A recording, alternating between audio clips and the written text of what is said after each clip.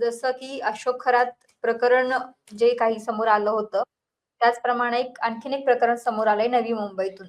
आणि या प्रकरणानं सगळेच हैराण झालेले आहे. म्हणजे झालं असं की नवी मुंबईतला 21 वर्षांचा आदर्श म्हात्रे नावाचा तरुण आहे. 10वी नापास आहे.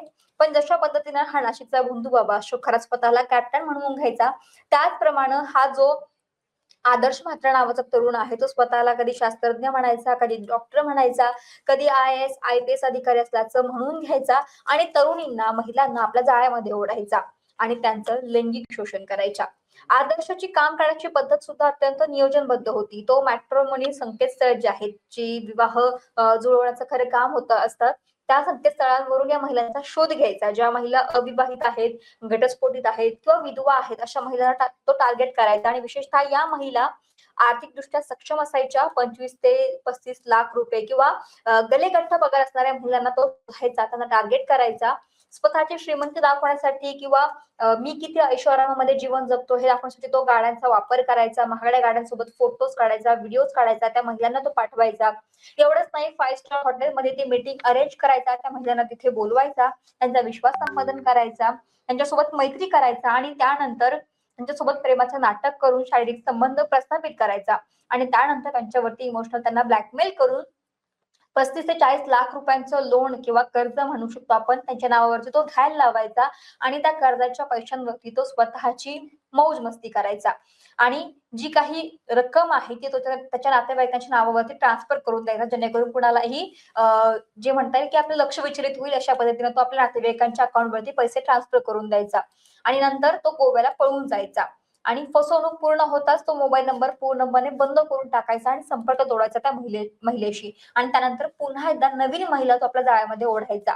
असं करत आतापर्यंत 12 महिलांनी समोर येऊन त्याच्या विरोधामध्ये गुन्हे दाखल केलेले आहेत. आता या महिलांचा आकडा वाढवण्याची शक्यता देखील आहे. पोलिसांच्या म्हणण्यानुसार हा आकडा 40 पर्यंत जाऊ शकतो, कारण की अनेक महिला या बदनामीच्या भीतीने समोर येत नाहीत. जसं की अशोक खरात प्रकरणामध्ये सुद्धा 150 पेक्षा जास्त महिलांचे व्हिडिओ समोर आल्याचं बोललं जाते, परंतु आतापर्यंत तक्रार दाखल झाली ती 10 ते 12 महिलांची तक्रार दाखल झालेली आहे. अर्थात फॅमिली प्रेशर असतं, बदनामीची भीती असते, आपले व्हिडिओ व्हायरल होण्याची भीती असते, अशी अनेक कारणं असतात. त्यामुळे महिला स्वतःहून समोर येऊन गुन्हे दाखल करत नाही.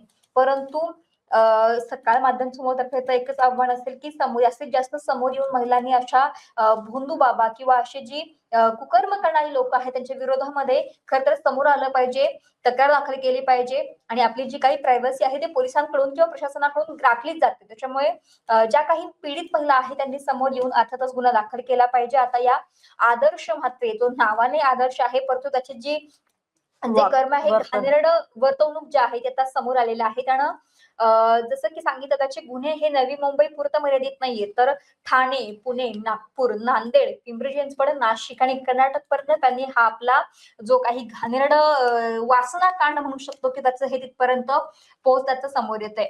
आणि धक्कादायक गोष्ट म्हणजे त्यानं आपली नावाची आपली ओळख सुद्धा जी आहे ती बनावट ठेवली होती. कधी स्वप्नील वारुळ नावाने तो भेटायचा, कधी हेमंत गायकर, रुदेंद्र गोंधळी, जयेश सोनवणे, जयेश नाईक, आदित्य म्हात्रे, तन्मय म्हात्रे अशी अनेक नावं त्यानं आपली सांगून त्या महिलांना आपल्या जाळ्यामध्ये ओढलं होतं, त्यांचा फायदा उचलला होता, त्यांचं लैंगिक शोषण केलं होतं. त्यानंतर त्यांच्याकडूनच पैसे जे आहे ते त्यांना ब्लॅकमेल केलं होतं. असा सगळा प्रकार जो आहे तो समोर आला होता. त्यानंतर आता पोलिसांकडून सुद्धा जे आहे ते आश्वासन दिलं जातं की अशा मॅट्रिमोनी साईटवरती ओळख झालेल्या व्यक्तींची खातरजमा केल्याशिवाय त्यांना कधीही आर्थिक व्यवहार करू नका असं वारंवार सांगितलं जातं. वारंवार अशा प्रकारच्या घटना ज्या आहेत त्या समोर येतात, परंतु पीडित महिला या पुन्हा एकदा बळी पडताना या प्रकरणातून समोर आल्याचं पाहायला मिळतंय. जसं की अशोक खरात प्रकरणामध्ये झालं त्याचप्रमाणे हे असं अजून एक विकृत मानसिकतेचा हा आदर्श म्हात्रे म्हणू शकतो. हे प्रकरण जे आहे ते समोर आलेलं आहे. महाराष्ट्रातील सर्व बातम्यांचे विश्वासार्ह व्यासपीठ.